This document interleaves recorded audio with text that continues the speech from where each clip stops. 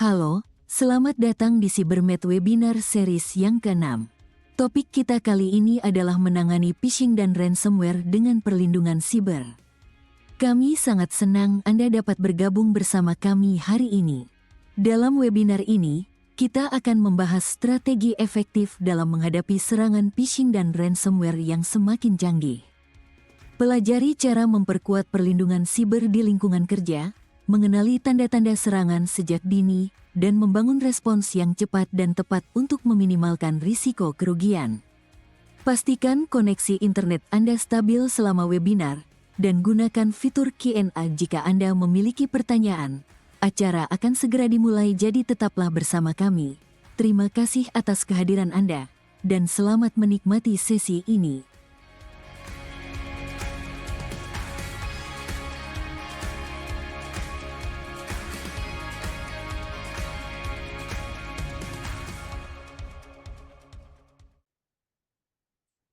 Selamat pagi dan salam sejahtera untuk kita semua dan selamat datang di Cybermed Webinar Series number 6.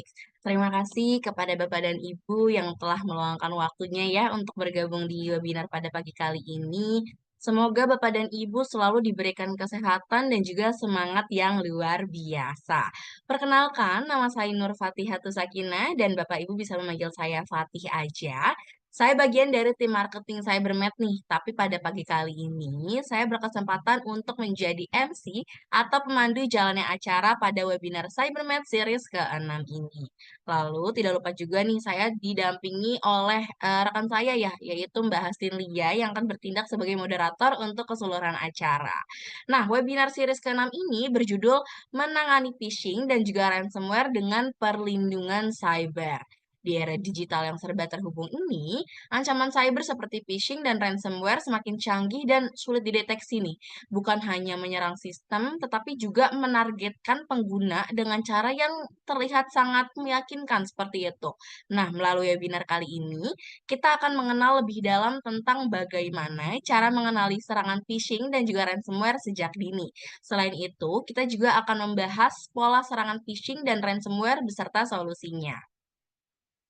Pada kesempatan kali ini, saya Bemet menghadirkan kedua pembicara yang tentunya sangat luar biasa, yaitu pembicara pertama ada Bapak Erik Budi Pratama, yang mana seorang selaku Global Cyber Security Advisor, Data Privacy Protection, dan juga AI Governance Profesional, yang akan membawakan materi terkait dengan memahami pola serangan phishing dan juga ransomware yang semakin canggih.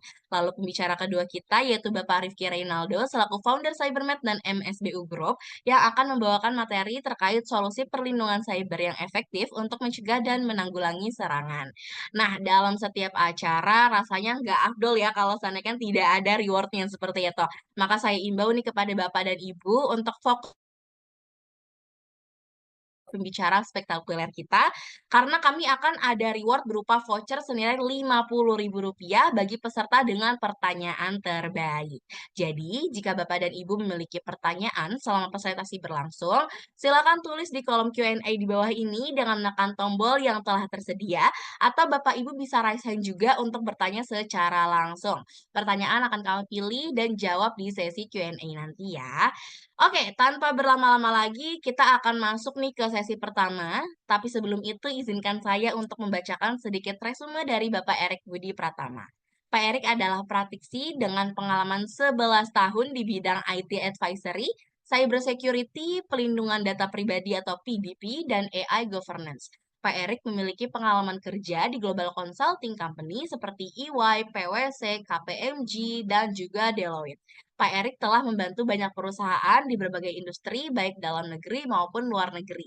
Selain itu, Pak Erik juga pernah menjadi independent advisory untuk IT and Risk Management di SRO Pasar Modal dan Cyber Security Advisor di salah satu konglomerasi terbesar di Indonesia.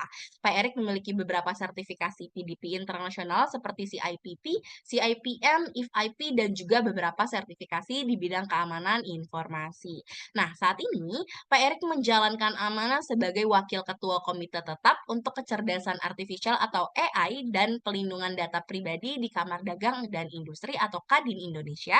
Selain itu, Pak Erik aktif di beberapa asosiasi seperti International Association of Privacy Professional, Asosiasi Praktisi Pelindungan Data Indonesia dan juga sebagai Dewan Pakar di Asosiasi PDP untuk sektor jasa keuangan.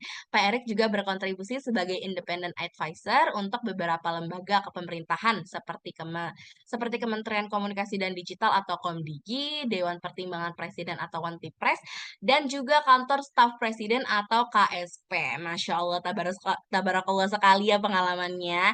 Nah, dalam sesi ini Pak Erik akan membahas topik satu mengenai pola serangan phishing dan juga ransomware, cara kerjanya bagaimana, tanda-tandanya seperti apa, dan juga serta studi kasus serangan di Indonesia dan dampaknya.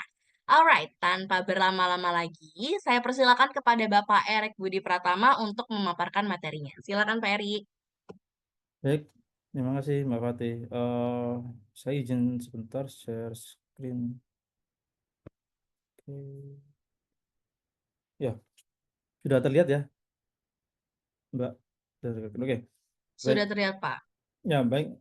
Terima kasih Bapak Ibu sekalian ya gitu yang sudah menyempatkan waktu untuk bergabung dengan acara kami. Jadi webinar ini itu kami ajarkan rutin ya. Kali ini yang ke-6. Jadi sejak Cybermed ini berdiri, alhamdulillah ya gitu, kami konsisten membuat webinar. Mungkin ini ya Bapak Ibu lebih sering melihat saya dan Mas Rifki seperti itu ya, karena memang kami bergantian ya. Jadi waktu itu sempat kami mengundang rekan-rekan dari BSSN dan dari pembicara luar ya gitu. Nah, harapannya nanti dengan semakin nanti ramainya acara ini, kita bisa mengundang lebih banyak pihak gitu ya, multi stakeholder, mulai dari asosiasi, industri, kemudian government, NGO dan lain sebagainya gitu. Jadi topik cyber ini kan sangat banyak ya, topik yang apa yang bisa kita bahas. Nah, cuma untuk kali ini kita akan membahas phishing dan ransomware ya. Mungkin dari perkenalan tadi Mbak Fatih sudah memperkenalkan saya gitu ya. Jadi nama saya Budi Pertama, panggilannya Erik. Saya praktisi di bidang saat ini 3 bidang ya, cyber security, privacy, dan e-governance. Dan secara ringkas saya sebagai advisor, sebagai entrepreneur juga, dan sebagai ini ya gitu, aktivis juga ya. Aktif maksudnya saya cukup aktif di asosiasi dan komunitas. Nah, harapannya apa-apa yang saya bisa, apa-apa yang saya kerjakan selama ini, dan juga dengan adanya komunitas ya gitu, kita bisa saling berbagi. Nah, acara pagi ini itu juga sebenarnya bagian dari semangat kita berkomuniti gitu, karena dari pengalaman kami dan dari apa yang kami kerjakan di Cybermed, dan mungkin hal-hal lain berkaitan dengan cyber, privacy, dan e-governance, di sini kami akan coba berbagi. Topik phishing dan ransomware ini juga ini Bapak Ibu ya, selalu ada gitu. Kalau kita lihat dari kira-kira 3 tahun ke belakang, itu sangat banyak ya kasus-kasus yang sebenarnya melibatkan ransomware. Nah, kalau kita misalnya cari ini, kita googling gitu, sebenarnya kasus-kasus ransomware itu statistiknya lumayan banyak gitu ya. Kita mungkin melihat dari sisi generik dulu. Nah, ini salah satu laporan favorit saya gitu, karena biasanya IBM Cost of Data Breach, Verizon Data Breach, ini 2 laporan yang oleh praktisi IT biasanya dipakai. Nah, dari Verizon yang tahun lalu, itu sebenarnya phishing itu selalu konsisten gitu ya. Dan apa, sampai 15% gitu ya. Jadi mostly itu melibatkan phishing. Dan dari statistik yang ada di tahun lalu, 68% itu breach itu melibatkan manusia gitu ya. Jadi kalau kita lihat sebenarnya di tahun sebelumnya itu lebih tinggi, tahun 2023 di surveinya, tapi kalau di 2024 ternyata menurun gitu ya. Nah, tapi tetap angkanya besar Bapak Ibu. Jadi dari cyber threat yang ada, kasus peretasan itu 68% itu melibatkan human error. Nah, nanti akan saya paparkan sebenarnya sumber dari peretasan itu apa sih gitu, kenapa kok mereka itu bisa berhasil, dan even yang melakukan peretasan pun belum tentu yang sangat-sangat jago. Bisa jadi mungkin rekan-rekan yang masih baru belajar hacking itu mereka juga bisa. Ya karena itu saya alami sendiri gitu ya, waktu dulu masih sekolah, saya belajar hacking secara otodidak dari komunitas, dari baca buku, baca internet. Ya sebenarnya untuk hal tertentu itu nggak terlalu susah, asal kita mau untuk berusaha. Nah, semangat berusaha inilah yang menjadikan peretas ini sangat agresif dan cukup banyak ya, gitu ya jumlahnya. Sehingga kita sebagai orang yang mempertahankan sistem, maupun nanti kalau kita bicara lembaga penegak hukum, itu juga pasti kewalahan dengan banyaknya kasus-kasus. Itu pun kasus yang dilaporkan. bagaimana nggak dilaporkan. Nah, dari statistik itu sekitar 21 detik itu seseorang itu akan ngeklik link phishing-nya. Jadi misalnya kita dapat email, itu kira-kira tuh pasti kan kita kan baca dulu ini email dari siapa, ini bagaimana. Nah, tergantung konten emailnya ya. Kalau misalnya panjang pastinya kita harus baca, harus mikir dulu ini asli nggak. Nah, ternyata untuk ngeklik itu 21 detik rata-rata dari hasil statistik yang ada gitu. Nah, kalau misalnya ternyata itu ngelink ke satu situs tertentu, website, itu biasanya sekitar 28 detik itu waktu untuk kita memasukkan informasi sensitif. Jadi pasti biasanya waktu kita klik, kadang kita terdiam sejenak. Oh, diminta ini. Oke, kita nanti masukkan. Nah, itu kira-kira 28 detik. Dan pastinya saat ini ini udah nggak bisa dibantah lagi bahwa data pribadi itu yang paling ditarget ya. Nanti akan saya tunjukkan juga statistik yang lain. Kenapa sih kok data pribadi sekarang jadi sesuatu yang kayak tambang emas gitu ya.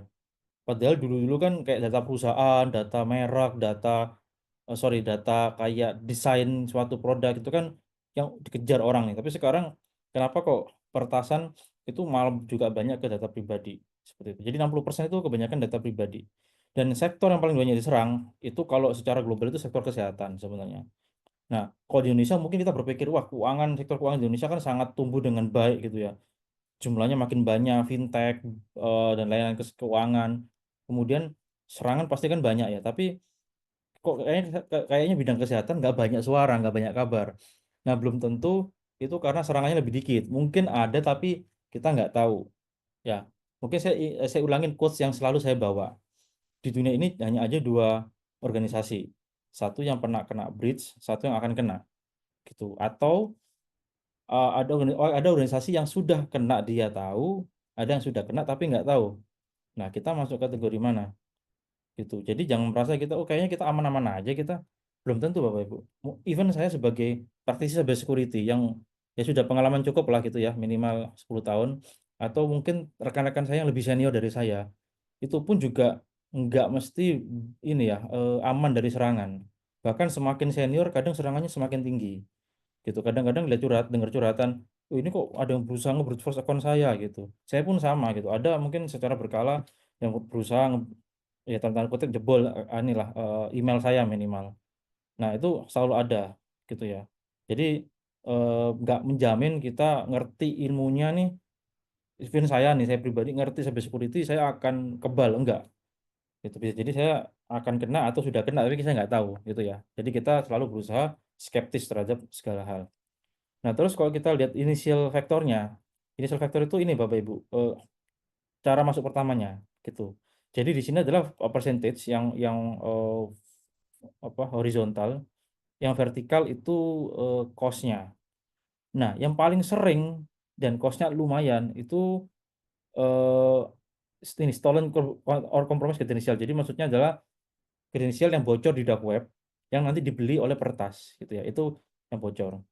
Nah, kemudian phishing juga tinggi. Makanya di sini kalau kita lihat phishing itu yang cost-nya paling tinggi gitu ya, impact-nya, persentasenya juga hampir banyak gitu.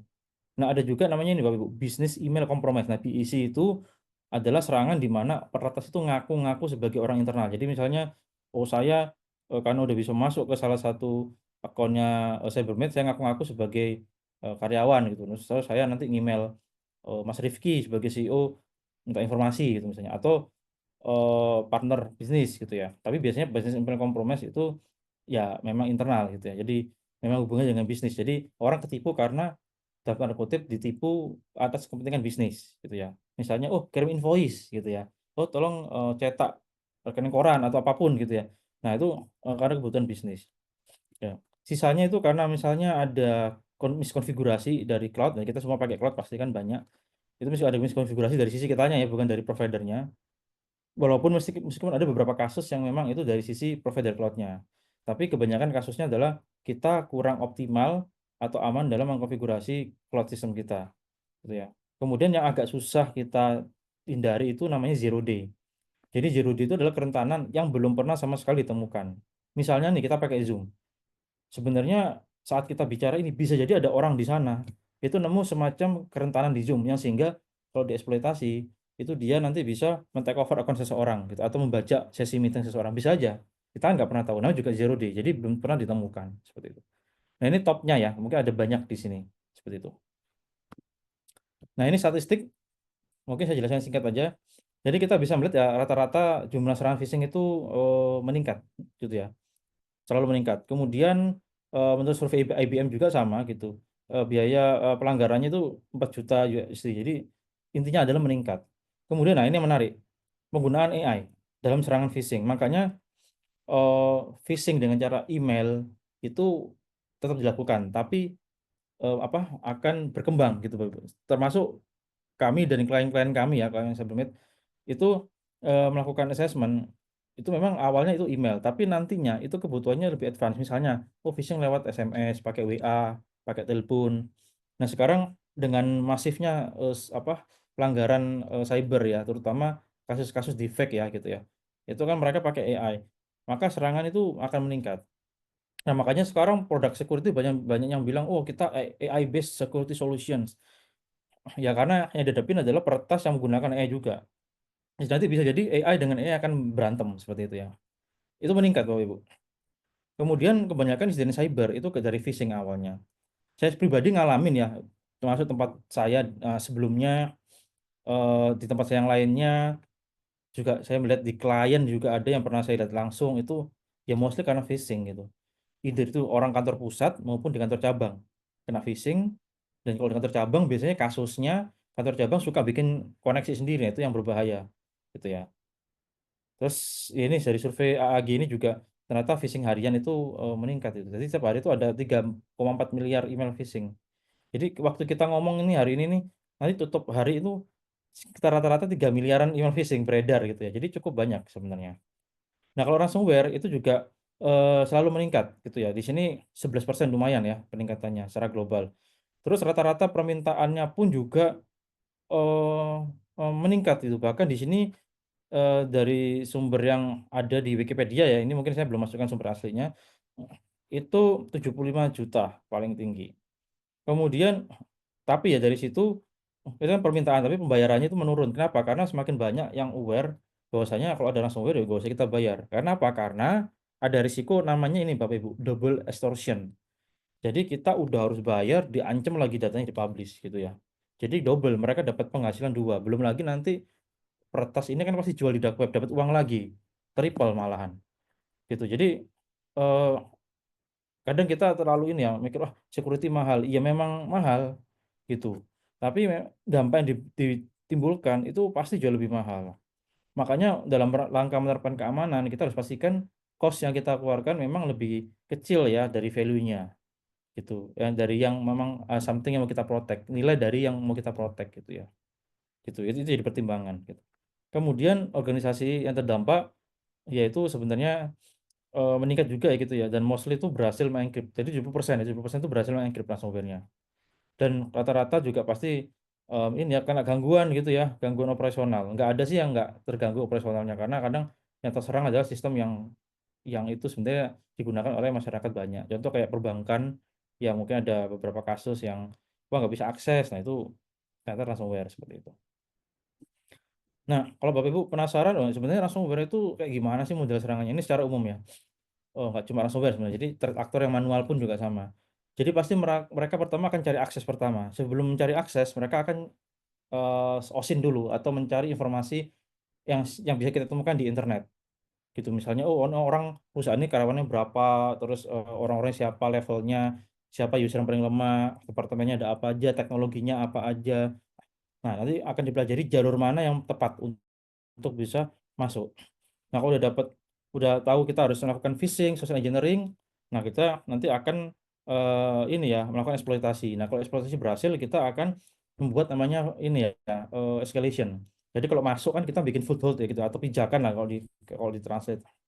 Bikin foothold itu kita naruh naruh something ya, kertasnya naruh, malware atau script-script yang tersembunyi, kemudian nanti akan berusaha eskalasi. Eskalasi itu maksudnya, akan meningkatkan, mulai dari yang user biasa dia coba jadi user admin. Nah, setelah dia bisa ningkat ke atas, maka dia coba bergerak ke samping, cari mana sistem yang vulnerable. Makanya kita harus berkala ngecek log sistem kita, jangan-jangan ada yang melakukan scanning tapi ilegal. Nah, itu bisa jadi itu si malware ini atau peretas ini. Gitu, karena trennya sekarang memang, ransomware itu human operated. Jadi sebenarnya mereka nggak benar-benar manual. Sorry, nggak benar-benar otomatis, tapi masih ada kendali dari si peretasnya gitu. Nah, bisa jadi peretasnya memang manual atau pakai sistem AI. Saya juga kurang tahu ya, gitu di balik layarnya seperti apa. Tapi yang jelas dioperasikan oleh manusia. Nah, yang pertama dicari setelah nemu sistem itu backupnya.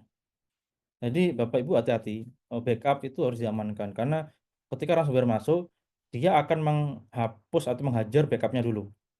Kenapa kok backupnya dulu? Karena kalau kita langsung serang production-nya, sistem akan otomatis failover, otomatis mengaktifkan backup. Nah, kalau backup dihancurkan dulu, terus production dihancurkan, maka ya nggak ada backupnya, nggak ada yang nyala gitu ya. Makanya disarankan kita menggunakan aturan 321 kalau melakukan backup. Maksudnya gimana? Kita punya 3 salinan, tersimpan di 2 media yang berbeda, satunya itu ditaruh di luar gitu. Jadi jangan ditaruh di tempat yang sama. Percuma dong tempat yang sama. Nanti kalau gedungnya dibakar, ya hilang juga itu backupnya gitu ya. Kalau misalnya ada kasus ya gitu. Karena akhir-akhir tahun-tahun lalu kan banyak kasus tiba-tiba ada kasus kebakar gedungnya, kebakar gudangnya gitu kan. Jadi jangan sampai ya gitu. Hati-hati. Terapkan 321 aturan baik itu yang digital maupun yang fisik. Tapi memang akan ada konsekuensi yaitu biaya gitu ya. Nah, biasanya pertas ini ada tujuannya. Nggak ngasal, dia pasti cari data pribadi, cari data sensitif, backupnya dihancurkan, aslinya disimpan gitu ya.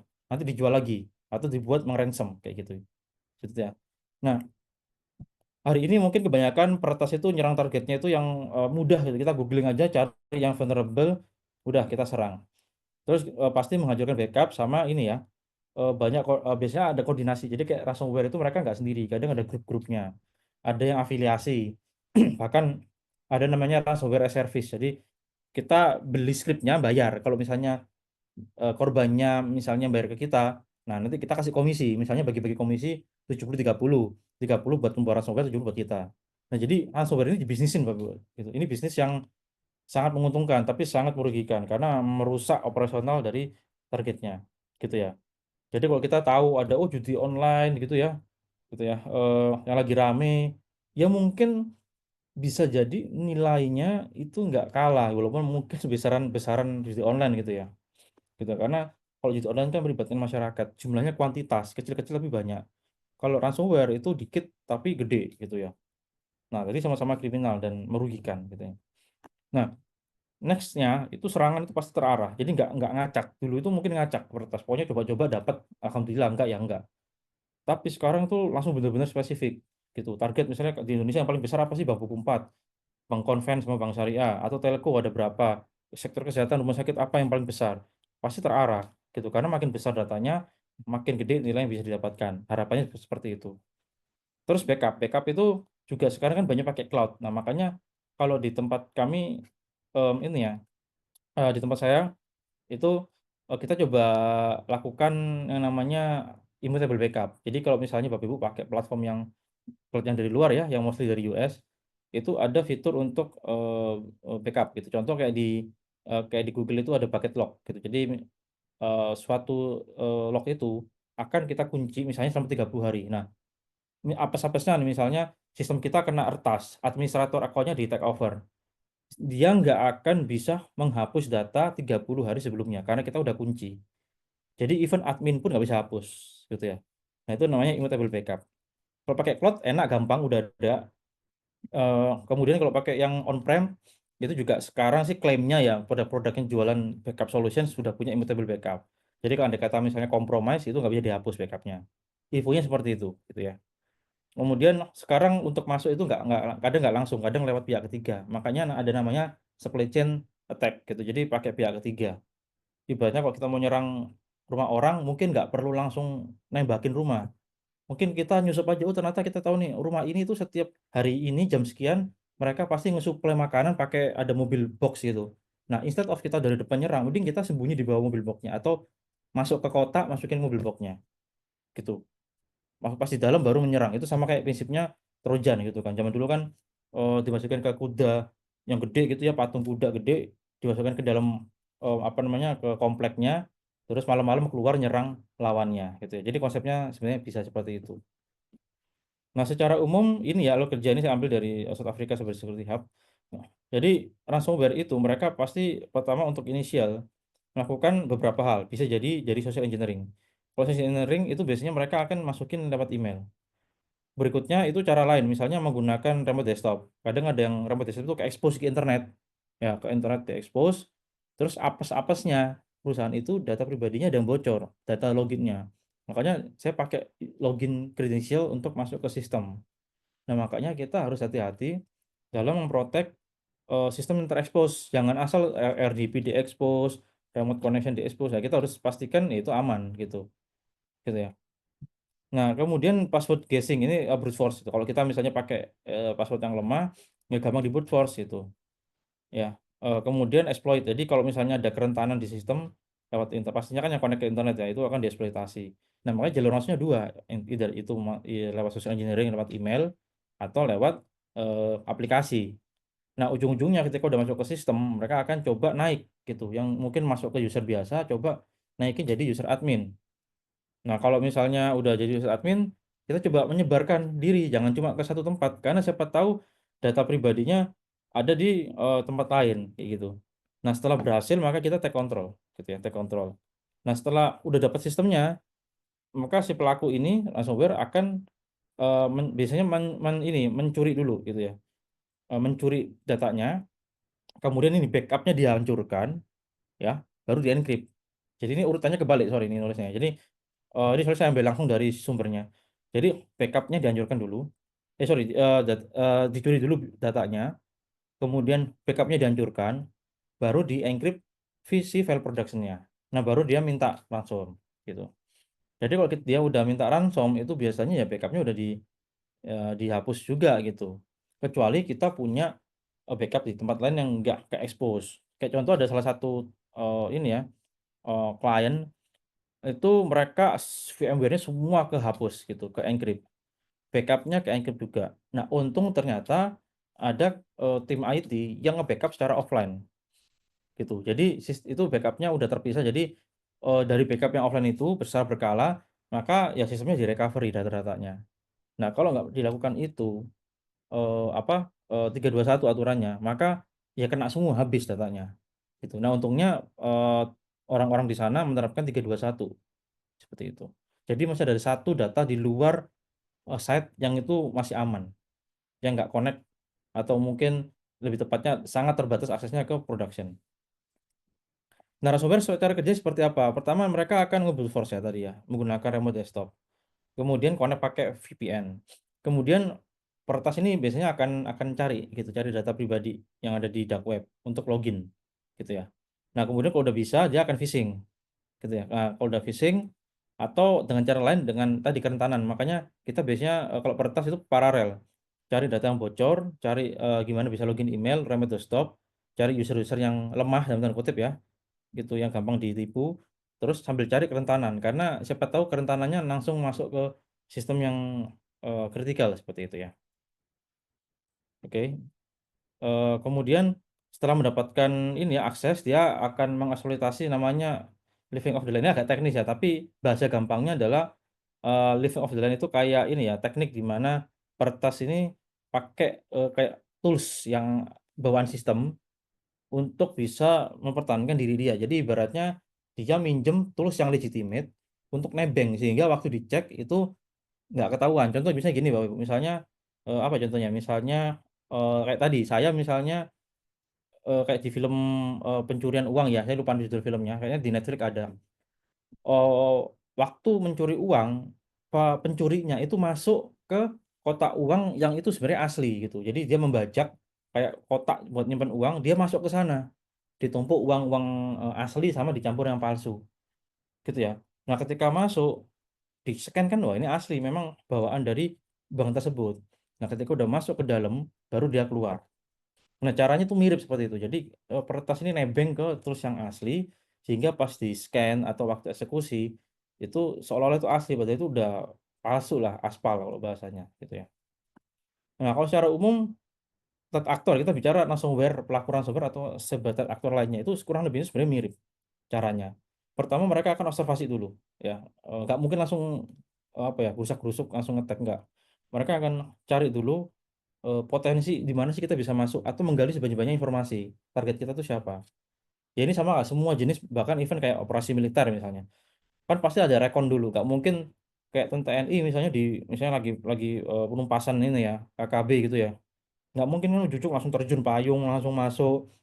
Apalagi kayak Kopassus ke sana nggak mungkin langsung langsung nyerang, pasti diamanin dulu.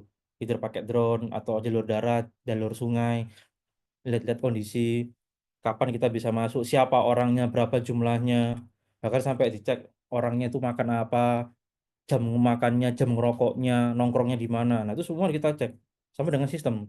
Kita targetin misalnya, oh saya mau nyerang Cybermed Mas Rifki nih, saya pengen pelajarin Mas Rifki nih kayak gimana sih behaviornya. Oh, saya udah dapat nih. Akhirnya saya serang di titik Mas Rifki itu lemah. Nah, itu rekon dulu. Nah, kita tahu cari dulu nih kelemahan di mana. Nah, berikutnya weaponize. Nah, udah tahu, saya udah tahu nih jam nongkrongnya, jam makannya, kalau kalau lagi nongkrong bawa senjata apa, kapan naruh senjatanya, kapan mandinya, kapan apa tidurnya. Nah, saya udah tahu nih. Maka saya akan bikin senjata, bikin apa nge-weaponize yang itu memang custom sesuai dengan targetnya.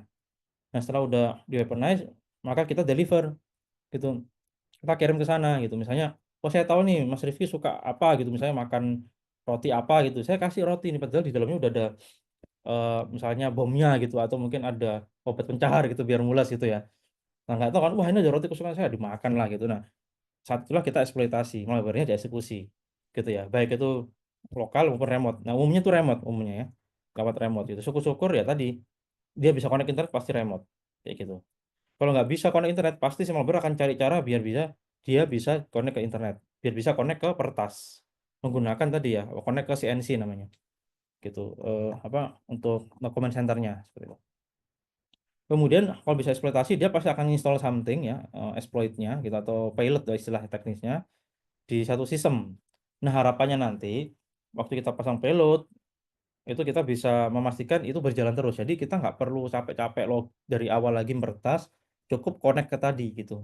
Makanya harus connect ke command control. Maka kalau udah bisa connect ke command and control CNC, maka itu lebih mudah untuk mencapai objektifnya kayak gitu. Nah, cara mencegahnya ya ini rekomendasi secara umum ya gitu ya. Pertama kita harus bisa mendetek. Kalau kita bisa detect, maka kita batasin, kemudian kita eh, kacaukan lah gitu operasinya. Terus kita apa namanya turunkan kemampuannya, atau mungkin bisa kita dengan cara mendeceive atau menipu. Makanya ada istilah honeypot, kalau pernah dengar ya. Honeypot itu kan sistem yang disengaja disiapkan untuk dalam tanda kutip menjebak gitu, menjebak peretas.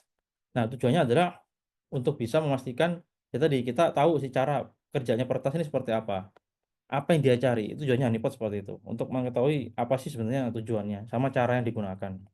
Dan terakhir tadi ya gitu, kalau udah tahu nih, eh, kita udah berhasil kita turunkan dampaknya atau potensi serangannya, maka ya bisa mungkin kita udah bersihkan gitu atau kita hancurkan gitu. Nah ini contoh ya, saya ambil kasusnya Uber. Again, ini mungkin kasus lama tapi menarik Bapak Ibu. Jadi si Uber ini kebobolan sampai semua sistem hampir semua ke take over ya.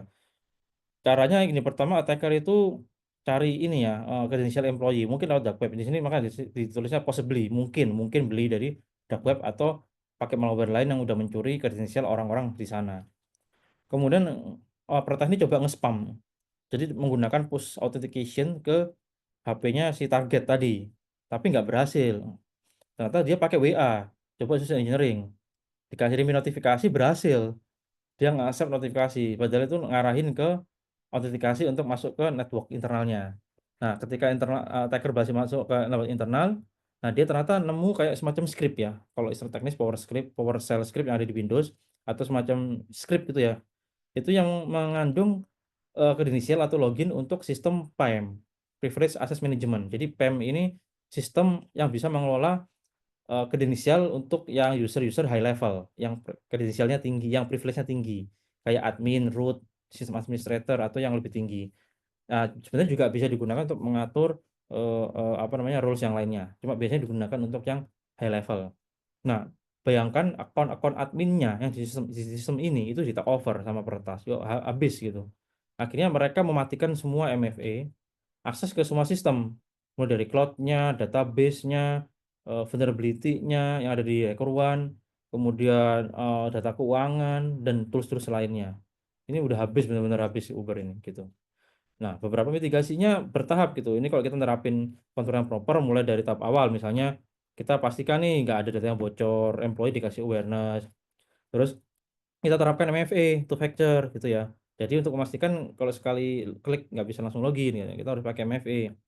Kemudian kita mungkin perlu sekali melakukan simulasi phishing gitu, social engineering gitu ya. Kita tes kemampuan usernya. Kemudian kalau secara teknis kita pakai micro segmentation di sistem. Jadi instead of based on jaringan segmentation, kita coba micro segmentation.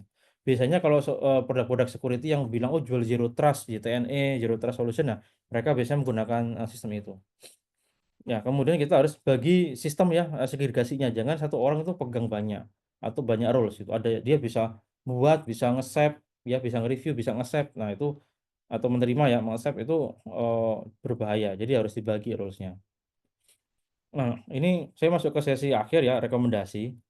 Jadi secara umum itu sebenarnya ada 3 rekomendasi umum gitu ya, dari sisi akses people, proses, sama teknis atau teknologi. Pertama, kita pastikan gini rekan-rekan, insiden itu ada minimal 3 fase, pre-incident, during incident, sama post. Nah, pembentukan tim incident response itu pre, jadi kita harus siapkan timnya, jelas responsibility-nya, capability-nya ada, dan juga dilatih. Dilatih itu maksudnya secara kompetensi dan latihan beneran simulasi gitu ya. Jadi biar orang itu makin cepat paham. Kemudian kita harus punya backup plan.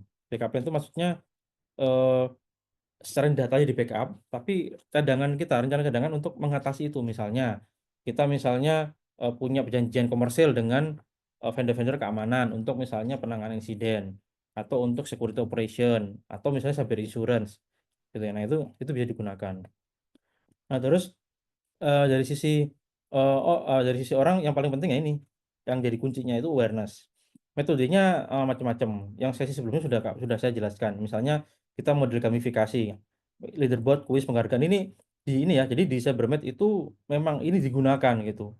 Jadi karyawan itu seingat saya, nanti Mas Rifki bisa koreksi ya. Seingat saya itu jadi KPI dari atau OKR dari karyawan. Nanti karyawan terbaik di setiap periode gitu akan dapat hadiah gitu ya. Bahkan ya mungkin hadiahnya mungkin nggak seberapa, tapi itu minimal ada lumayan lah, ada pegangan gitu. Mungkin bisa jadi nanti ke depan hadiahnya lebih gede ya Mas Rifki ya. Kalau ternyata karyawan Cybermed makin banyak ya, Cybermed kan juga berafiliasi dengan MSU Konsultan. Itu ada ratusan konsultan outsourcing. Nah, itu nanti bisa jadi nanti ada kompetisi tuh. Tapi ya tadi gitu. Ini untuk meningkatkan awareness gitu. Jadi biar bagus-bagusan hasil. Terus channelnya banyak, multi channel, dari phishing, dari infografis, poster, video, media sosial, podcast, dan lain sebagainya. Ini hampir semua sudah dikerjakan. Termasuk ada rekan-rekan di Cybermed itu kami bantu salah satu perusahaan juga ya cukup besar itu menggunakan multi channel. Jadi kalau phishing doang pakai email itu udah ketinggalan zaman, udah nggak masanya. Email terus juga kita kasih apa namanya awareness yang lainnya bentuk infografis atau mungkin Bapak Ibu masih ngirim email itu juga nggak efektif. Jadi kita perlu bikin apa event itu yang menarik, yang user itu lebih cepat pahamnya. Termasuk reward and punishment itu bisa kita terapkan. Nah, terakhir juga masalah evaluasi gitu ya. Jadi ada OKR-nya, ada KPI atau kita pasti survei. Jadi setiap ada event webinar atau misalnya kita melakukan ini ya phishing itu pasti kita harus melakukan evaluasi gitu ya. Gunanya untuk meningkatkan eh, pemahaman dan juga kita mudah untuk men-tracking. Nah, makanya Cybermed itu toolsnya memfasilitasi itu untuk bisa memonitor risiko karyawan. Jadi kalau Bapak Ibu misalnya mau reporting, manajemen nanya, ini gimana nih awareness kita itu bagus nggak, lancar nggak, atau efektif nggak? Bapak Ibu kalau nggak punya datanya nggak bisa jawab itu efektif. Minimal Bapak Ibu pasti melakukan apa? Survei atau kuis. Setiap event bikin kuis dikumpulkan, nanti dilaporkan.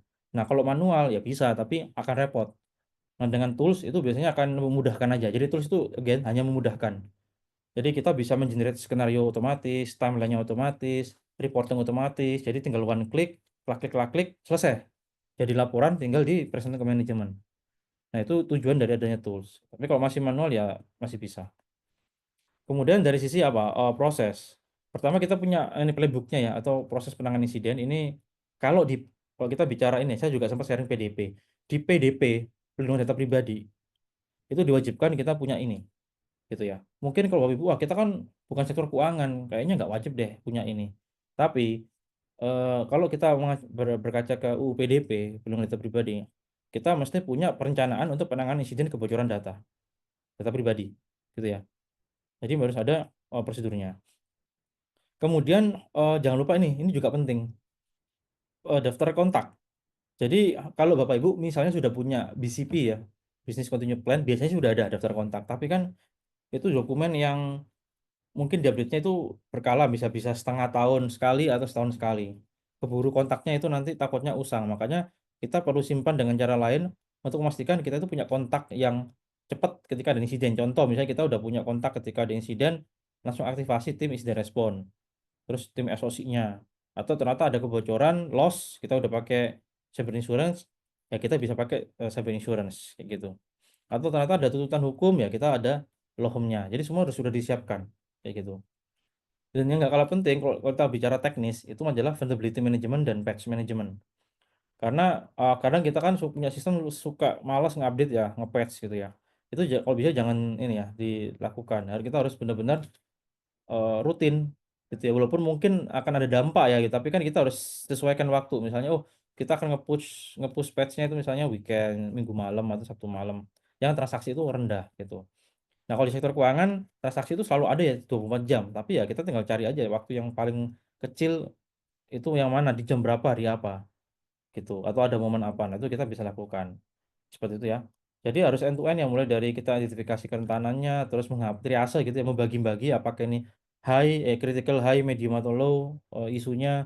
Terus kita coba ketika ada patch baru, jangan langsung di-deploy, kita coba di testing dulu, kita cek apakah itu applicable atau enggak, ada isu atau enggak, kayak gitu ya.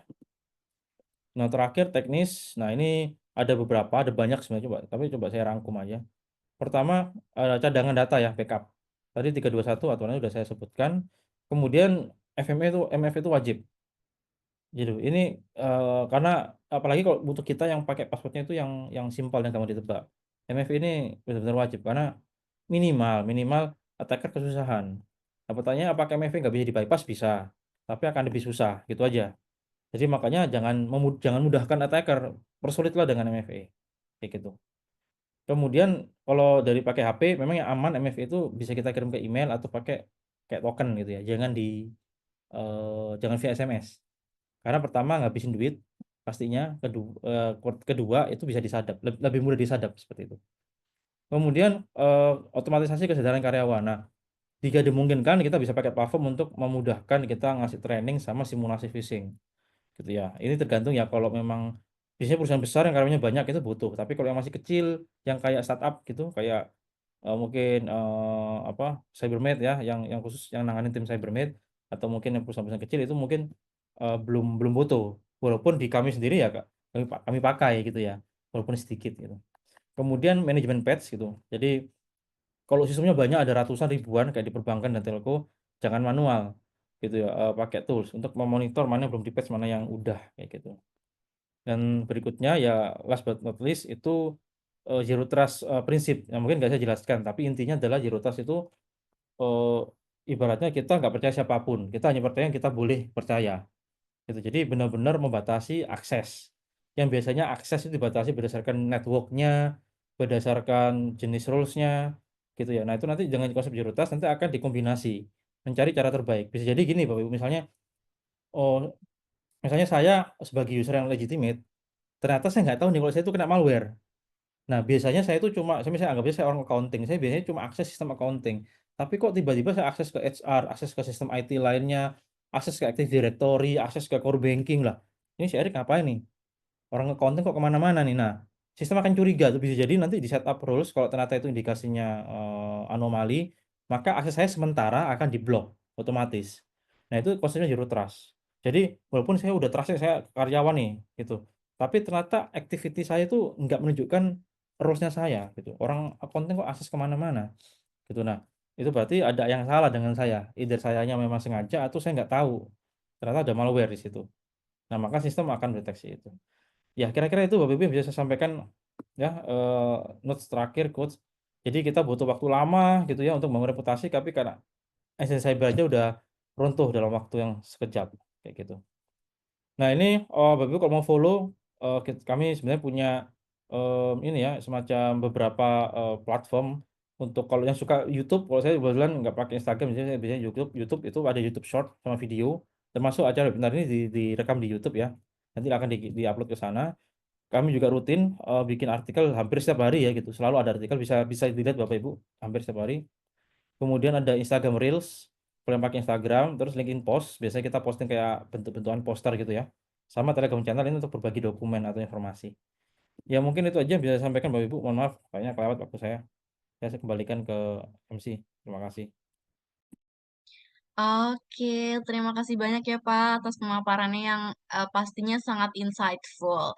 Kita bisa petik ini Bapak dan Ibu poin penting dari materi yang telah disampaikan oleh Pak Erik, bahwa serangan phishing atau ransomware ini tidak hanya mengandalkan celah teknis aja, tetapi juga kelemahan manusia sebagai taktik manipulasi yang semakin halus nih.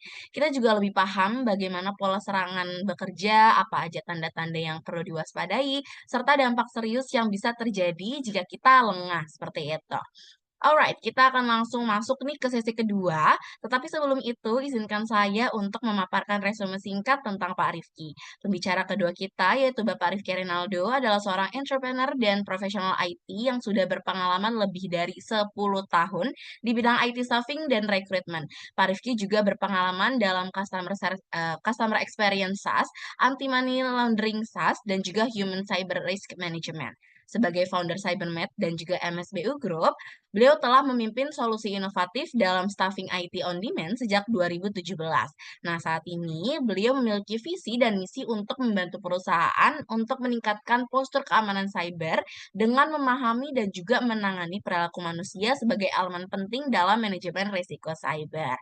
Nah, dalam sesi ini, Pak Rifki akan membahas terkait solusi pelindungan cyber untuk mencegah serangan phishing dan juga ransomware. Beliau juga akan menjelaskan peran penting pelatihan karyawan dan juga cara memilih solusi keamanan cyber yang sesuai dengan kebutuhan perusahaan. Nah, tanpa berlama-lama lagi, mari kita persilakan kepada Bapak Rifki Renaldo untuk memulai presentasinya. Silakan Pak Rifki. Oke, terima kasih banyak Fatih. Ini layar saya sudah terlihat ya? Suara saya jelas juga, Fatih? Sudah terlihat dan sudah jelas, Pak. Oke, iya. Oke, Assalamualaikum warahmatullahi wabarakatuh. Selamat pagi Bapak Ibu sekalian, rekan-rekan yang sudah meluangkan waktunya ya untuk mendengarkan webinar kami yang ke-6 ya. Kali ini topiknya berkaitan dengan phishing dan ransomware tadi ya. Dan terima kasih juga dari Pak Erik Budi ya sudah diberikan paparan mengenai phishing dan ransomware secara teknisnya seperti itu ya. Nah, tibalah di bagian saya untuk memberikan penjelasan gitu ya mengenai solusi praktisnya nih Bapak Ibu sekalian. Jadi kalau mengikuti seri-seri kami yang sebelumnya selalu seperti itu strukturnya kami bagi gitu ya. Jadi memang selalu pembicara pertama akan berbicara topik terkait gitu ya secara detail ya. Baru nanti dilanjut di sisi saya yang akan coba untuk mempresentasikan ya bagaimana kalau dari sudut pandang kami di Cybermed gitu ya, kami bisa memberikan solusi praktis untuk mencegah dan juga menanggulangi hal tersebut gitu ya. Kalau dalam series ini berarti kita bicara phishing dan ransomware. Oke. Sebelum saya mulai lebih lanjut ya, izinkan untuk sharing outline yang akan saya bawakan. Jadi harapannya tidak terlalu lama ya, karena tadi sudah lumayan banyak dijelaskan ya mengenai phishing dan ransomware oleh Pak Erik. Jadi kalau saya mungkin lebih mengulas sisi hubungan ya antara human ya dan bagaimana kita bisa mengantisipasi itu gitu ya, memprevent agar hal tersebut tidak terjadi seperti itu. Jadi nanti saya akan bahas sedikit mengenai faktor utamanya dari serangan ini, lalu juga solusi praktis untuk perlindungannya, lalu nanti ada studi kasus dan dampak strategis ya dari implementasi solusi tersebut ya, lalu ada sedikit key takeaways dari saya seperti itu. Oke, sebelum saya masuk ke topik ke bahasan awal saya tadi, jadi izin Bapak Ibu sekalian, saya memperkenalkan Cybermed. Jadi memang kami adalah perusahaan yang berfokus gitu ya pada pengelolaan risiko siber manusia. seperti itu. Jadi memang hal-hal yang berkaitan dengan human gitu ya, itu memang sudah menjadi expertise kami dari beberapa tahun silam ya di MSBU Group sebagai perusahaan staffing on demand ya.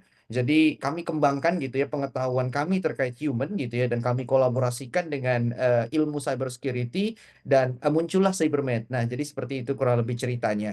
Jadi dari akhir tahun 2024 gitu ya, kami mulai berfokus untuk coba membantu gitu ya, membantu beberapa perusahaan-perusahaan enterprises di Indonesia untuk lebih care juga mengenai human ini gitu ya, ketika berbicara cybersecurity gitu. Karena mungkin Bapak Ibu ketahui, kita kalau bicara cybersecurity bicaranya teknologi terus gitu ya.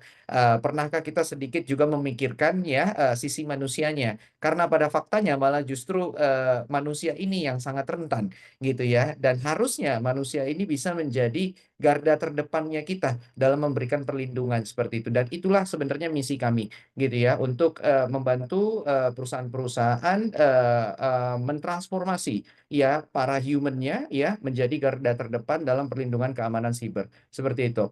Oke. Nah, tadi sebenarnya kita sudah mendengar langsung ya dari Pak Erik bahwa ada berbagai macam titik masuk ya dari serangan ransomware itu gitu ya. Nah, yang saya bisa simpulkan gitu ya, human element di dalam titik masuk itu sangat tinggi sekali gitu ya, dan ini memang align juga dengan statistik yang saya ambil dari Verizon 2024 Data Breach Investigation Report ya. 68% itu insiden selalu disebabkan oleh kesalahan manusia. Jadi ada faktor human error-nya di situ. Lalu ada 36% itu dimulai dari phishing, ya tidak besar di sini karena ada kombinasi juga ya dengan beberapa teknik lainnya termasuk juga social engineering dan sebagainya. Nah, 24% ransomware itu diakibatkan kelengahan oleh manusia itu sendiri. Dan 90% teknologi itu menjadi tidak efektif tanpa adanya kesadaran dari penggunanya itu sendiri gitu. Jadi Bapak Ibu bisa lihat gitu ya, dan juga beberapa kasus yang mungkin terjadi ya di Indonesia ya, itu faktor human error-nya itu sangat tinggi sekali gitu ya, dan diawalinya dari situ. Nah, kenapa hal tersebut terjadi? Ada 3 poin saja sebenarnya yang bisa kita simpulkan. Satu, kesadarannya ada di mana? Ya, terkait manusia tersebut gitu, terkait human tersebut. Apakah Bapak Ibu sekalian sudah bisa mengukur atau sudah bisa memastikan secara konkret ya, dan juga secara komprehensif, dan kalau ada ukuran kuantitatifnya lebih bagus lagi ya, tingkat kesadaran dari karyawan gitu ya, kalau kita bicara dalam konteks perusahaan ya, tingkat kesadaran mereka mengenai keamanan siber itu ada di mana gitu ya. Nah, kita kan baru bisa menilai lebih atau kurangnya ketika kita sudah bisa mengukurnya dulu gitu ya. Nah, yang jadi pertanyaan kadang-kadang kita pun juga bingung gimana cara mengukur tingkat kesadarannya itu ya gitu. Dan metodenya sebenarnya banyak Bapak Ibu sekalian. Tadi mungkin sudah di-mention juga oleh Pak Erik melalui survei, melalui gap analysis, questionnaire, interview gitu ya. Banyak caranya gitu ya. Cuman memang tadi di-mention juga kalau mau cara yang lebih scalable ya pakai tools kayak gitu. Ya, tapi bukan berarti harus selalu pakai tools gitu ya. Jadi bisa sebenarnya kita ukur, tinggal kita mau menjalankan atau tidak. Lalu yang kedua, masalah ya sudah terlatih atau belum terlatih ya dalam konteks menghadapi ancaman siber seperti itu. Ya, sudah terlatih atau belum ya. Lalu juga yang paling ultimate-nya adalah masalah budaya nih Bapak Ibu sekalian. Ya, karena isunya gini, kita iya melakukan sosialisasi, ada tuh pembicara dari luar kita undang setiap bulan gitu ya, kita adakan secara rutin. Tapi masalahnya budaya itu apakah bisa terbentuk gitu ya dari aktivitas yang istilahnya seperti itu gitu. Hanya aktivitas itu saja apakah bisa membentuk budaya? Jawabannya tidak. Karena membentuk budaya itu adalah ultimate goal-nya dari sebuah program security awareness yang ujungnya ke sana gitu ya. Tapi untuk bisa membangun budaya itu membutuhkan waktu dan juga membutuhkan effort pastinya gitu ya. Tidak bisa hanya sekedar sosialisasi setiap bulan sekali selesai. Apalagi sosialisasi setahun sekali selesai. Kayak gitu ya. Nggak akan mungkin terbentuk budaya. Ya, jadi kalau budaya ini sudah terbentuk, barulah kita bisa berharap ya bahwa exposure risiko ya human capital kita atau human resource kita itu gitu ya, itu sangat rendah ya terhadap ancaman siber ya, seperti itu. Nah, jadi bagaimana dong kalau kita tahu tadi faktor utamanya ini adalah human, human, dan human gitu ya, agar kita bisa terhindar dari dampak gitu ya, atau mungkin kerugian yang bisa ditimbulkan oleh sebuah serangan ransomware ya. Kalau dari kami memiliki solusinya pastinya gitu ya. Jadi kalau di Cybermate gitu ya, kita punya berbagai macam layanan gitu Bapak Ibu sekalian. Kita bisa lewat aplikasi gitu ya, untuk mengotomasi mungkin scale-nya tidak terlalu besar gitu ya. Jadi membutuhkan delivery program awareness yang cukup gitu ya. Bisa dilakukan mengenai tools karena memang toolsnya didesain juga sudah ada automation-nya di dalam gitu ya. Atau kalau dirasa tidak cukup karena karyawan kita ada 10.000 lebih gitu ya, atau 5.000 lebih. Jadi kayaknya agak susah kalau lewat aplikasi. Kita butuh effort yang lebih dari itu gitu ya. Kita butuh ada campaign, kita butuh ada delivery yang lebih istilahnya tailor made kepada para pegawai gitu ya, atau Bapak Ibu sekalian membutuhkan konsultasi lebih lanjut gitu ya mengenai keamanan siber, ISO gitu ya, PDP dan segala macam itu kita juga bisa seperti itu. Nah, berkaitan dengan tadi ya, ini dalam kasus perusahaan dengan scale besar gitu ya, sudah mencoba untuk membuat program security awareness sendiri gitu ya, tapi dirasa hasilnya masih kurang maksimal ya, kami bisa membantu karena kami punya best practice-nya Bapak Ibu sekalian gitu ya. Jadi kalau di kami namanya Cyber Culture Program, memang tujuannya itu adalah untuk membentuk culture tadi. Seperti yang saya katakan sebelumnya bahwa culture ini tidak bisa dibuat dalam waktu yang cepat gitu, dibangun dalam waktu cepat itu tidak bisa kayak gitu ya. Dan juga apalagi aktivitasnya hanya sekedar sosialisasi saja itu tidak bisa ya. Jadi yang biasanya kami lakukan dan saat ini sedang kami lakukan sebenarnya dengan salah satu bank syariah swasta ya yang ada di Indonesia, itu kami melakukan apa namanya, ada assessment terlebih dahulu. Bisa itu bentuknya maturity assessment atau istilahnya training need analysis lah seperti itu ya kepada para karyawan. Lalu dari situ kita tahu kekurangannya di mana dan kita bikin secara tailor made gitu ya,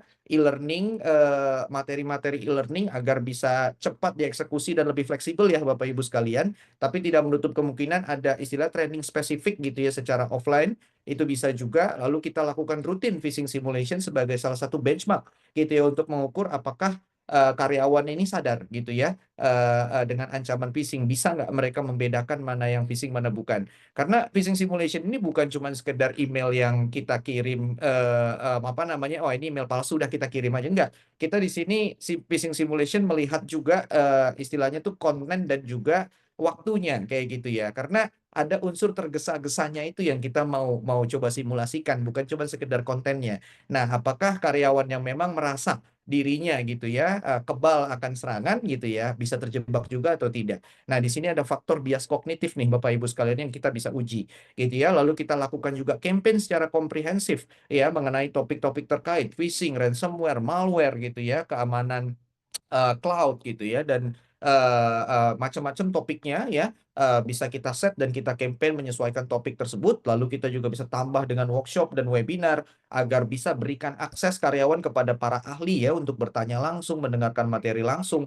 Lalu dari situ kita bisa apa namanya, conclude gitu ya dari keseluruhan program yang dilakukan itu seperti apa ya hasilnya, dan dari waktu ke waktu pun juga bisa kita monitor gitu ya, karena tadi ada leaderboard yang kita punya, kita bisa mengukur skor masing-masing karyawan itu seperti apa gitu. Jadi lumayan komprehensif programnya Bapak Ibu sekalian, dan memang ini bisa digunakan untuk perusahaan dengan scale apapun ya, tapi memang recommended untuk yang scale-nya besar. Ya kalau scale-nya tidak begitu besar, misalkan kayak sekitar di bawah 200 employee gitu ya, itu bisa kita otomasikan saja sebenarnya menggunakan aplikasi. Nah, kalau di aplikasi yang kami punya ya, itu namanya Human Risk Management gitu ya. Memang fokusnya untuk mengkalkulate, mereduce dan memonitor human cyber risk ya pada waktu yang bersamaan. Jadi komplit isinya gitu ya, ada tools untuk automation pelatihan ya, security awareness, lalu ada juga tools untuk automation phishing simulation gitu ya,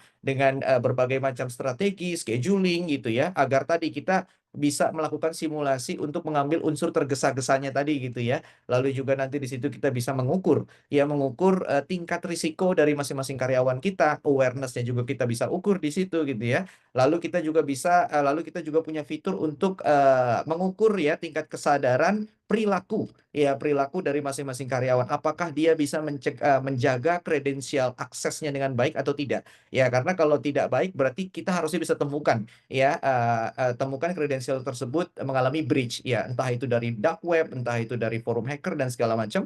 Lalu juga kita punya tools untuk bisa memberikan pedoman ya dengan cara yang lebih baik ya kepada para karyawan yang mudah diakses pastinya sehingga dia tahu harus melakukan apa ketika menemukan satu kejadian ya. Karena lagi-lagi polisi itu ya memang kebijakan tapi kadang sering dianggap sebagai hanya sebuah dokumen ya hitam di atas putih gitu padahal itu adalah pedoman sebenarnya ya untuk melakukan apapun yang dia temui seperti itu. Nah, jadi di dalam platform ini seperti tadi saya mungkin sudah mention kita bisa automation pelatihan kesadaran siber gitu ya. Lalu juga ada simulasi phishing yang bisa kita yang kita bisa simulasikan semirip-miripnya aslinya gitu ya, atau kita bisa adjust gitu ya, mengikuti tempo dan juga mungkin tren tertentu kayak gitu ya.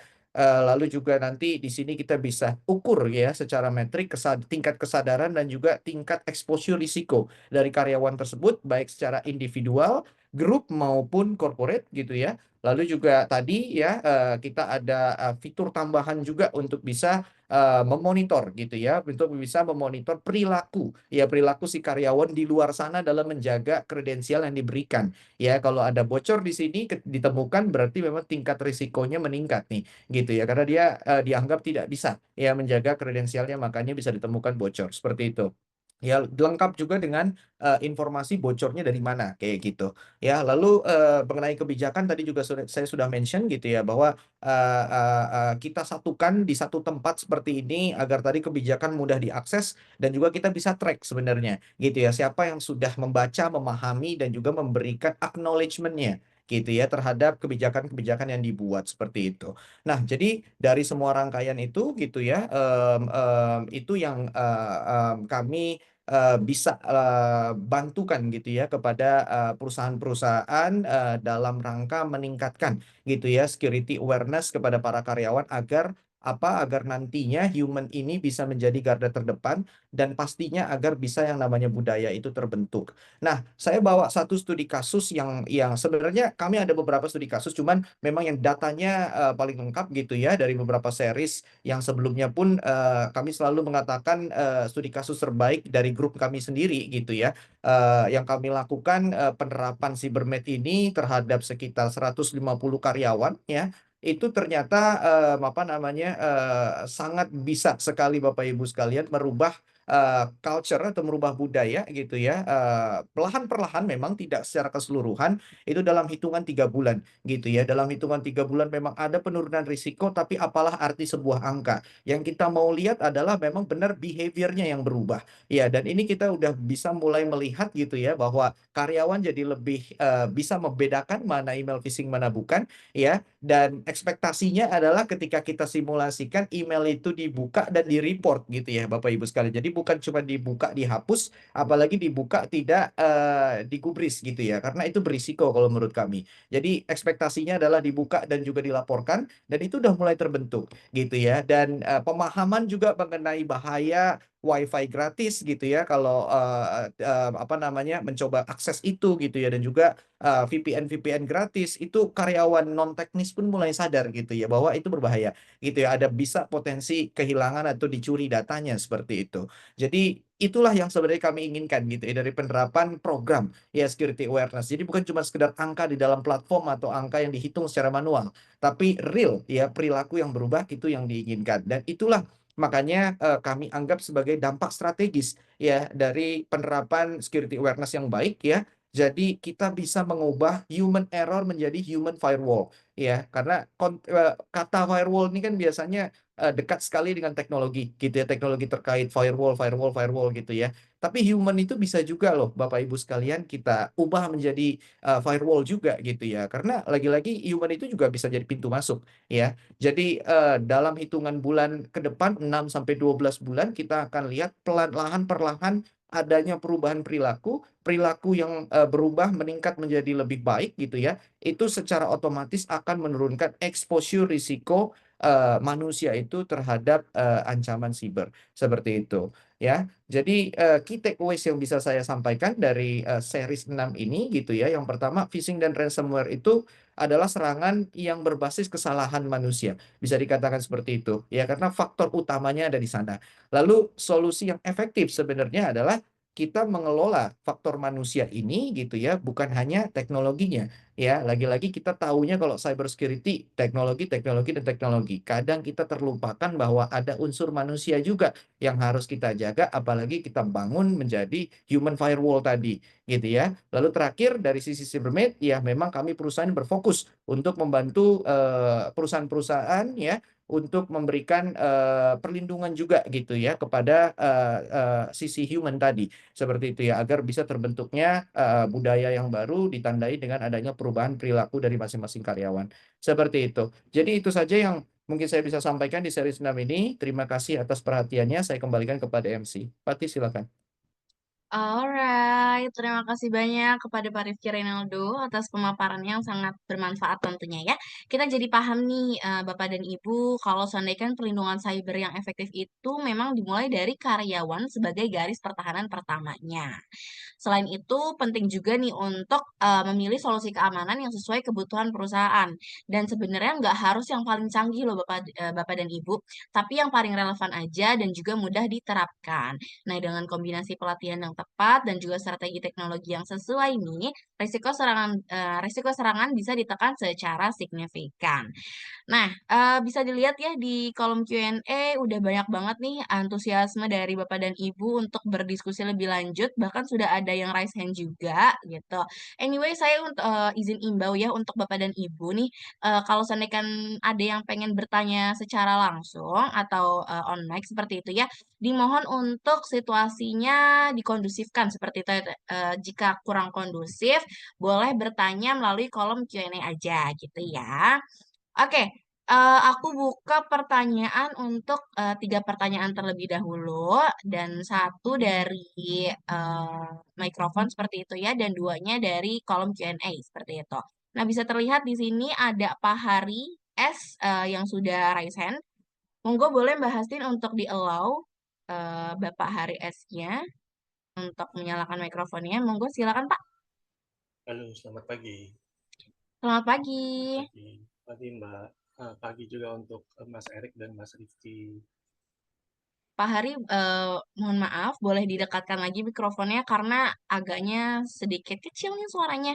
Iya, oke. Saya langsung saja ya, Mbak ya. Oke, baik. Ya, selamat pagi Mas Erik dan Mas Rifki. Saya mau coba bertanya seperti yang sudah saya tulis di kolom chat sih, tapi saya sampaikan secara langsung saja. Gitu. Kalau bicara secara mengerikan, sebenarnya ancaman cyber yang paling sophisticated, paling bikin ngeri itu adalah sekarang adalah social engineering attack yang berbasis AI ya, Mas Erik dan Mas Rifki ya. Kenapa? Karena si social engineering attack ini itu dia bisa menampilkan kombinasi chat, audio voice cloning, dan bahkan video visual dengan menggunakan teknologi deepfake yang sangat mirip dengan gaya personil aslinya, sehingga sangat mudah sekali untuk menipu lawan bicaranya untuk melakukan tindakan yang manipulatif lah. Nah, pertanyaan saya adalah, dengan social engineering attack berbasis AI yang sangat luar biasa menakutkan ini, apakah sudah ada solusi ataupun sistem pencegahan yang paling efektif untuk mencegah hal ini ya, Mas? Karena seperti kita ketahui bersama, kalau mungkin kita lawan bicara kita mungkin cuma chat, mungkin ya kita mungkin agak kurang yakin gitu.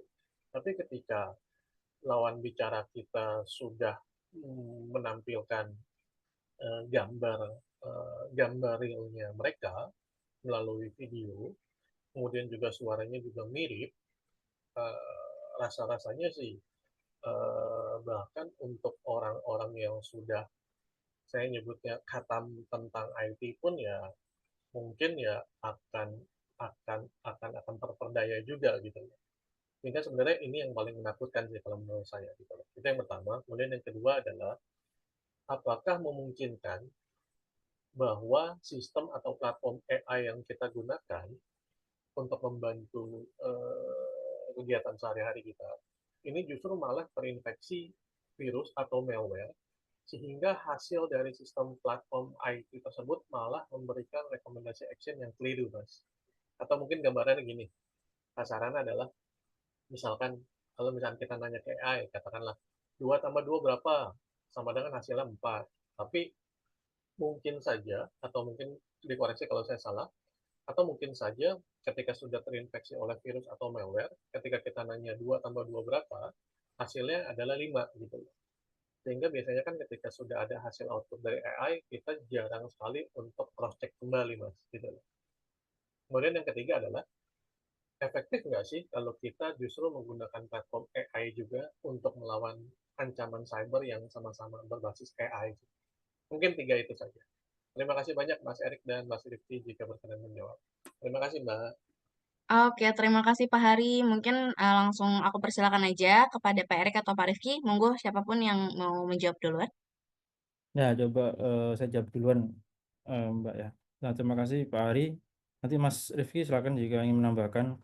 Ini pertanyaannya menarik nih, karena sebenarnya topik yang mau kita bahas nanti mungkin next session sebenarnya, atau sesi berikutnya. Karena kemarin sesi ini tuh kami bingung antara ransomware atau deepfake, gitu kan. Deepfake lumayan ini, tapi nanti coba kita buatkan sesi khusus Pak. Tapi nggak apa-apa.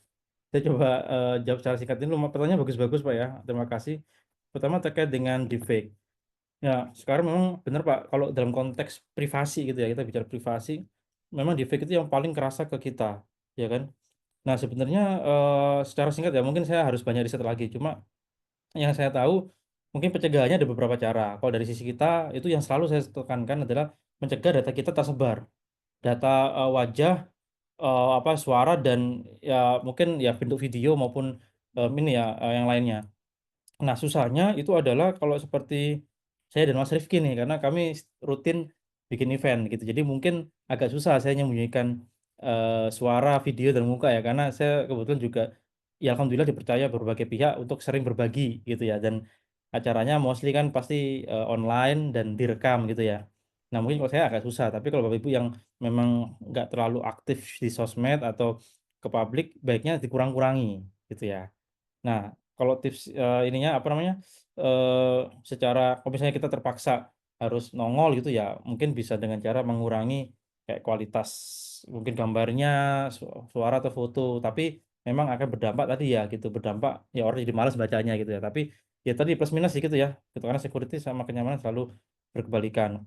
Nah, kemudian cara lain mungkin, kan deepfake-nya juga kan juga memanfaatkan, salah satunya adalah data apa, biometrik. Ya, kita lebih hati-hati aja, kayak misalnya kita menggunakan aplikasi yang, "Loh ini kok aplikasinya harusnya nggak perlu nih pakai verifikasi wajah," gitu, tapi kok ternyata dia minta. Nah, kita harus hati-hati, kayak gitu. Dan yang cara simpelnya yang selalu saya lakukan itu selain hati-hati ketika itu ada sistem minta foto atau, video, itu pakai watermark, Pak Hari. Jadi saya kan juga cukup sering ngisi acara ya, dan untuk pembayaran biasanya diminta kayak NPWP minimal, NPWP, nomor rekening gitu ya. Nah, biasanya di NPWP atau mungkin ada yang kayak government kadang ya, bukan kadang, sering minta KTP, itu selalu saya kasih watermark. Tujuannya adalah misalnya nih, selain mencegah kalau datanya bocor kita tahu dari mana, juga nanti mencegah tadi, tools yang berbasis AI itu untuk mendeteksi secara clear dokumen tadi. Kan sekarang lagi rame ya, ada orang rame-rame coba bikin, kalau nggak salah kemarin KTP sama ini, bukti transaksi transfer BCA. Kan ada tuh ya lagi rame kan ya, rekening BCA itu. Nah, itu kan gara-gara mungkin orang nge-share mentahannya terus dikopi sama sistem. Nah, kalau kita coba misalnya waktu kita sharing kita kasih watermark, itu pasti akan lebih susah, kayak gitu. Itu yang pertama dari sisi orang. Kedua, pertanyaannya secara teknologi itu ada nggak sih solusinya? Nah, yang paling gampang itu pastinya awareness gitu ya. Nah, kita kasih tahu nanti mungkin kita perlu apa ya, di perusahaan perlu ngasih awareness session khusus untuk ngasih tahu misalnya ciri-ciri defect seperti apa, cara mendeteksinya, terus pencegahannya seperti apa. Nah, sehingga setahu saya itu ada teknologi untuk pendeteksian deepfake, cuma saya belum pernah coba gitu ya. Mungkin nanti akan saya coba 1, 2 tools yang memang, baik gitu ya. Kayak misalnya, saya pernah tahu itu ada namanya, Deepware Scanner, terus, Sensity AI kalau nggak salah itu. Nah, jadi ada tools-tools untuk deteksi itu ada tools-nya, walaupun mungkin kita nggak bisa garanti 100% akan bisa mendeteksi itu deepfake atau enggak. Kemudian pakai metode ini, verifikasi ganda juga bisa. Jadi ketika nanti misalnya nih, contoh nih misalnya Mas Rifki ngasih instruksi, "Tolong, karyawan sebelumnya MSBU mulai besok setiap hari transfer uang 5.000 buat infak," gitu misalnya. Itu ada video kayak gitu tuh, disebarin lewat email sama e-learning-nya kami misalnya. Nah, saya pasti akan tanya, "Japri, Mas ini beneran nggak minta?" Nah, itu, verifikasi gitu. Sama kayak kemarin isunya ada deepfake itu yang Prabowo Gibran itu kalau nggak salah buat sumbangan kalau nggak salah ya, minta sumbangan. Itu juga sama, kita kan harusnya logika aja, masa sekelas presiden bikin deepfake masa sekelas presiden minta sumbangan ke rakyat, kan nggak mungkin gitu, udah ada pajak. Nah, jadi kadang-kadang logika itu harus kita pakai dan yang penting itu verifikasi gandanya, itu yang harus kita, eee, lakukan. Nah, mungkin kalau secara teknis ya mungkin perlu pembiasaan, tapi sebenarnya akan bisa deteksi itu AI atau enggak, deepfake atau enggak. Karena kan kadang antara mulut, bibir dengan, ini tuh berbeda, Pak, antara suara mungkin dengan, ucapan itu kadang ada sedikit beda kadang ya, gitu. Mungkin alasannya bisa jadi karena delay, karena kan kalau secara konsep kan cahaya dengan suara kan duluan cahaya karena kecepatannya kan berbeda. Tapi kalau itu kita lihat, oh kayaknya, ya memang agak susah ya bedainnya ya gitu, masalah latensi. Cuma, mungkin kadang-kadang kita bisa bedakan itu efek atau enggak, gitu kan kelihatan dari cara misalnya nih ada temen yang biasanya cara ngomongnya misalnya dia suka ketawanya gimana, kan kita hafal tuh. Nah, ternyata dia kok agak beda nih cara waktu senyum. Nah, itu kan akan kelihatan, oh jangan-jangan di-fake gitu ya. Nah, itu sebenarnya nyambung ke yang nomor, 2 gitu. Apakah sorry itu yang nomor 3 sebenarnya, cuma, saya coba lompatin, sedikit gitu ya. Nah, dengan cara mendeteksi deepfake adalah dengan AI juga. Makanya jadi ada tools-tools itu sebenarnya dia berbasis AI. Karena dia kan akan coba mensimulasikan, oh ini kalau yang asli seperti apa, deepfake seperti apa gitu ya. Nah, sebenarnya dia akan mendeteksi beberapa hal gitu ya. Misalnya, kayak misalnya gerakan wajah nggak sinkron sama mukanya, ekspresinya misalnya kita lagi sedih tapi kan kayak datar, itu kan kelihatan, Pak. Misalnya ada kita ngedit nih kayak waktu itu banyak editan misalnya, presiden Rusia, presiden, Amerika, presiden Korea Utara gitu kan, waktu ngomong tapi mukanya datar gitu. Nah itu kan, jadi aneh gitu, masa sedatar itu? Kan kita kan mungkin kalau sering lihat film kayak, oh si Trump itu kalau ngomong, emosinya meledak-ledak misalnya. Kalau, presiden Rusia itu anteng gitu, pelan. Kalau si Kim Jong Un itu tegas tapi tajam kayak gitu. Nah, itu kan kita bisa perhatikan. Nah, tapi kok ketika ada deepfake kok kayaknya agak beda nih. Nah, itu kita bisa jadi tahu gitu. Makanya harus harus bisa lihat dan juga kedipan mata misalnya. Itu kadang kita kan, bisa lihat lah gitu. Mungkin susah dijelaskan secara, tertulis, tapi kalau saya pribadi ngelihat feeling, oh ini kayaknya berbeda nih dengan yang nature yang biasanya, apalagi kalau kita udah kenal, orangnya. Sama yang biasanya dilihat orang-orang itu adalah pencahayaan biasanya, itu yang jadi, something yang membedakan itu defect atau enggak. Nah jadi, pertanyaannya apakah efektif atau enggak, sampai saat ini yang saya tahu itu efektif, yang saya tahu gitu. Walaupun ya efektif kan nggak mesti 100% gitu ya, bisa jadi sekian persen, tapi itu cukup efektif untuk memudahkan kita ya, untuk mempersingkat waktu. Karena kalau kita manual, ya akan butuh waktu. Bayangkan berapa banyak video-video deepfake kita harus lihat manual kayak gini, Pak. Pasti kan capek gitu, jadi harus pakai AI juga. Nah, pertanyaan yang terakhir, itu terkait dengan apakah mungkin sistem AI terinfeksi malware? Jawabannya mungkin, memungkinkan sekali.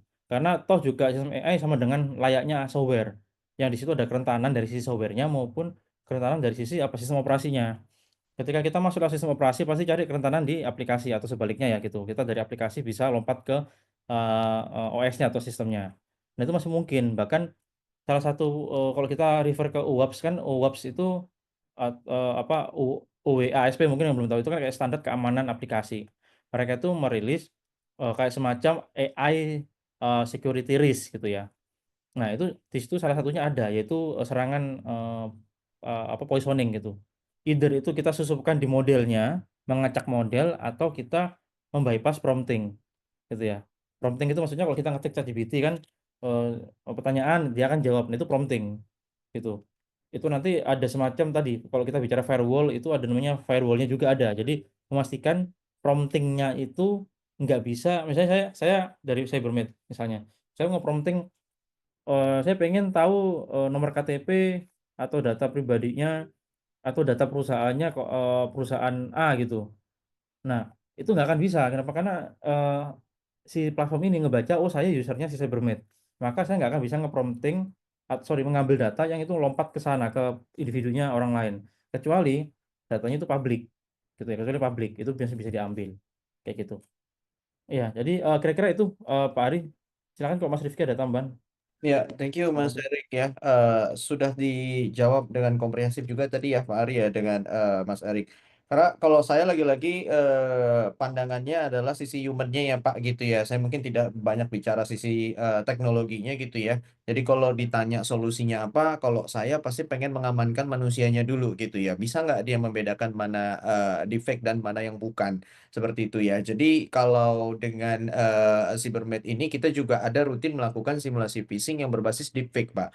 Nah, dari mana kami bisa dapat deepfake itu gitu ya? Satunya pasti ya persetujuan gitu ya. Jadi memang ada nanti objek yang kita mau deepfake-kan, tapi dengan persetujuan dulu kami ada toolsnya kebetulan untuk membuat video deepfake. Jadi video atau audio deepfake kayak gitu ya. Baru habis itu kami sematkan ke dalam email untuk kami lakukan tes phishing gitu ya atau simulasi phishing kepada para karyawan apakah bisa membedakan atau tidak kayak gitu ya. Jadi salah satu skenarionya misalkan kayak CEO fraud gitu ya Pak ya, atau ya penipuan direktur lah kayak gitu ya. Jadi videonya kita ambil lalu kita ubah lip syncnya sebenarnya gitu ya. Jadi dari bibirnya itu gitu ya, gerak bibirnya itu pun juga kita rubah, kita sesuaikan dengan skrip yang mau kita masukkan.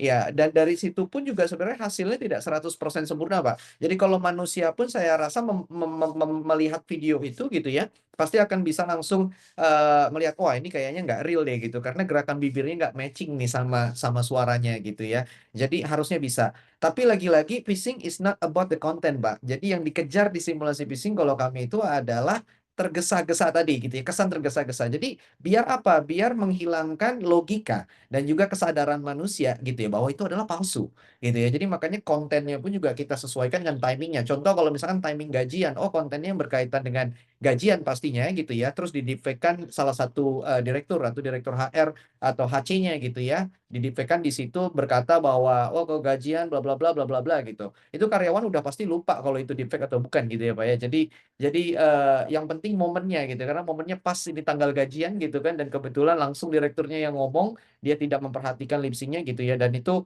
nah di situ kenapa perlu kita latih gitu ya karyawan atau human untuk bisa mengenali itu gitu ya. Nah, kalau tools untuk mendeteksi ya istilah video deepfake atau semacamnya yang dibuat oleh AI menggunakan tools AI lagi, saya masih belum begitu mengetahui ya Pak ya karena ini salah satu topik yang cukup emerging gitu ya. Tapi harusnya akan ada gitu ya, setidaknya akan ada atau mungkin sudah ada kita tidak tahu gitu ya.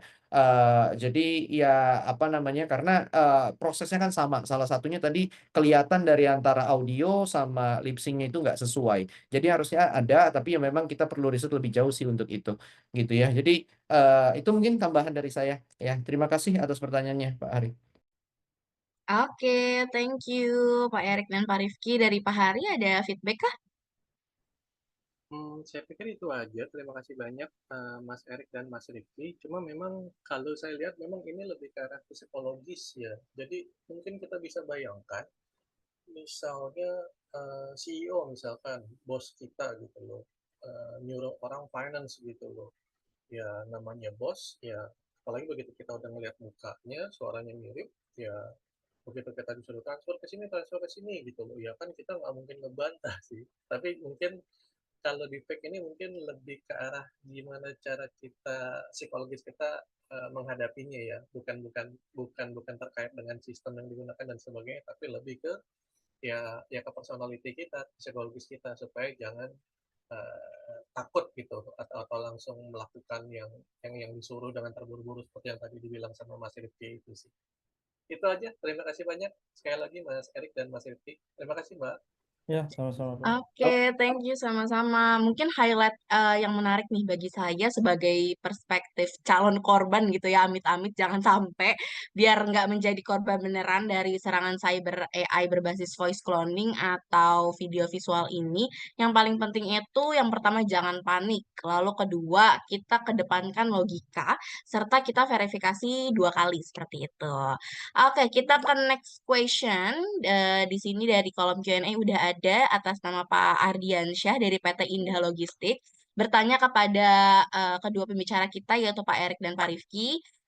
Semangat pagi, izin bertanya beberapa hal sebagai berikut. Satu, jika dikaji lebih dalam lagi, terutama dalam skup masyarakat Indonesia, sebenarnya mana yang lebih penting dalam mencegah ancaman phishing dan malware ini?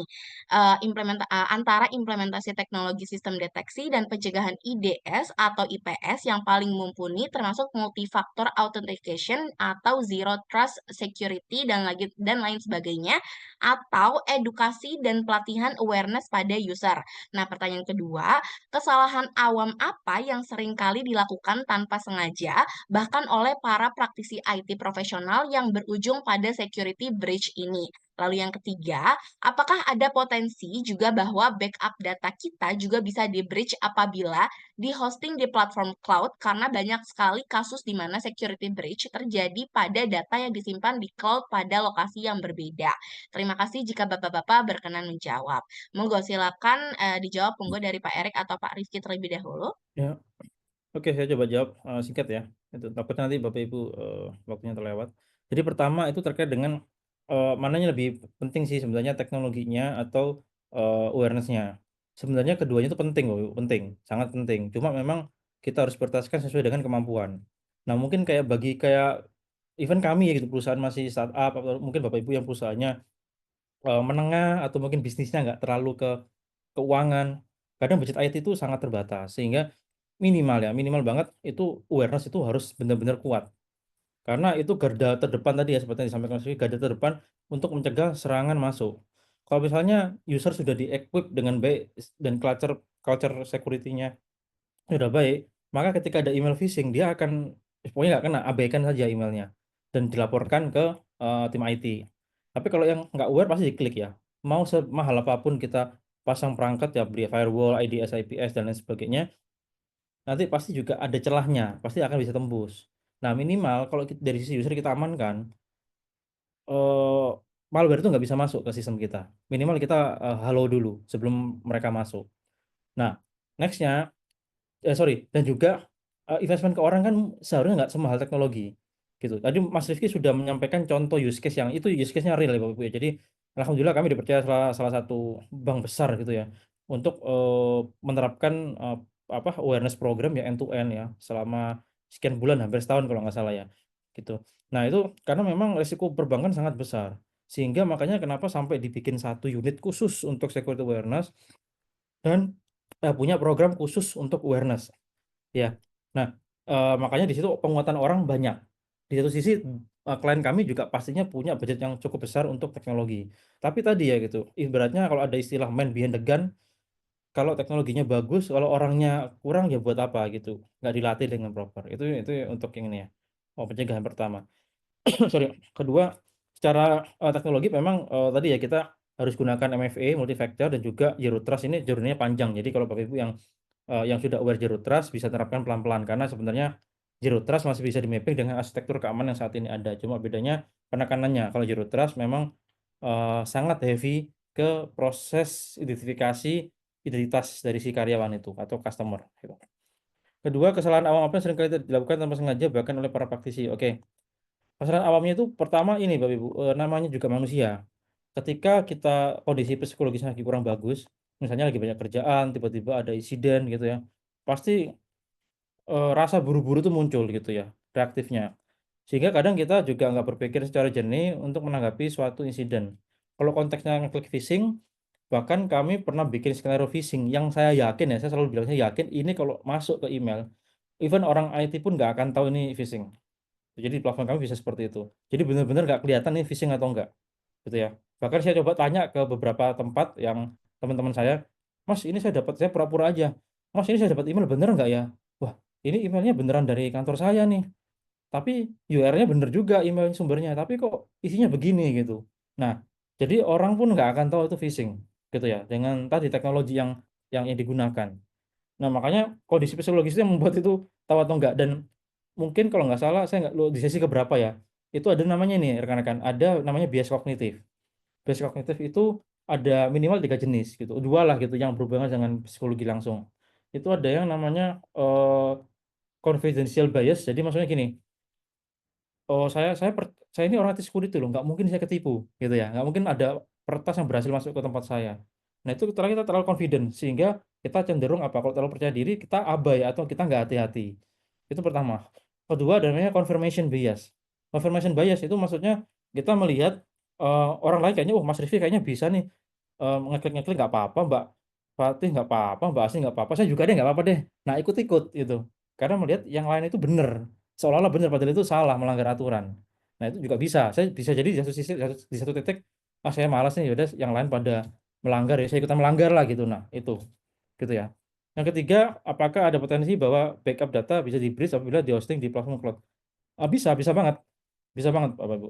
Banyak kejadian seperti itu kok. Makanya saya sarankan menggunakan immutable backup. Kalau di GCP, kebetulan saya lebih banyak pakai GCP ketimbang ini AWS. Ini bukan promosi, tapi ini real case yang memang yang dihadapin gitu ya. Di GCP itu ada fitur bucket log. Di AWS juga ada, cuma saya lupa namanya. Kalau Bapak Ibu pakai AliCloud juga ada, saya lupa namanya juga gitu. Nah itu ada. Jadi data itu dikunci berapa hari, nanti nggak bisa dihapus.